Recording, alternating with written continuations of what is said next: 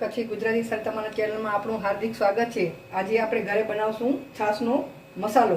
આ ગરમી આવી તો છાશનો મસાલો તો બનાવવો પડે ને, એના માટે આ 1 વાટકી જીરું લીધું છે, અડધી વાટકી આખા ધાણા, 1 ચમચ જેટલા મરી, 1 ચમચ આ અજમું। એને આપણે બરાબર ધીમા તાપે શેકી લેવાના।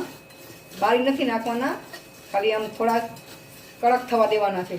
હવે એમાં આપણે આ લીમડાના પાંદડા 7-8 નાખશું, ધોઈ અને કોરા કરીને લીધેલા છે બરાબર। ને આ લીલા ધાણા છે, લીલા ધાણા લીધા હતા તે ધોઈ અને ડાંઠલા કાઢી નાખ્યા છે। એને તડકામાં 4-5 કલાક સુકાવ્યા હતા, એ પણ આપણે અંદર એડ કરી નાખશું।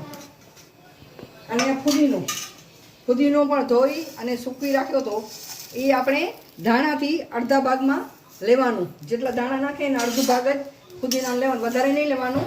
એને આમ શેકી લેવાના બરાબર આમ। હવે આ બરાબર શેકાઈ ગયા છે, શેકતા અને 2-3 મિનિટ જ લાગે છે। આપણે ગેસની ફ્લેમ બંધ કરી દઈએ અને આને ઠંડુ થવા દઈએ। આપણે ધાણા જેવું આપણે જે શેક્યું હતું એ બીજા બાઉલમાં નાખી દીધું હતું ને ઠંડુ સાવ થઈ ગયું છે। આપણે હવે આ મિક્સર જારમાં એડ કરી દઈએ આપણે, ને એમાં આપણે 1 ચમચ આ સેંધવ નમક નાખીએ,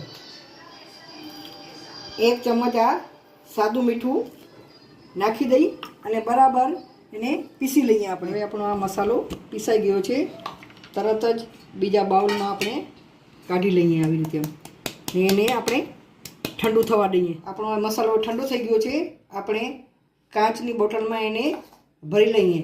આ મસાલો પાચનમાં ખૂબ જ ઉપયોગી છે, એસિડિટી અને ગેસમાં પણ રાહત આપે છે। આ મસાલો તમે ચાટ મસાલા તરીકે પણ ઉપયોગ કરી શકો છો, અને લીંબુ શરબત બનાવો તો એમાં થોડી માત્રામાં તમે નાખી શકો છો। આ આપણો મસાલો છાશનો તૈયાર છે। આવી રીતે આપણે કાચની એરટાઇટ બોટલમાં ભરી રાખીએ તો 6 મહિના સુધી આપણે એનો ઉપયોગ કરી શકીએ છીએ અને છાશમાં આપણે વાપરી શકીએ છીએ। તૈયાર છે આપણો ઘરે બનાવેલો છાશનો મસાલો।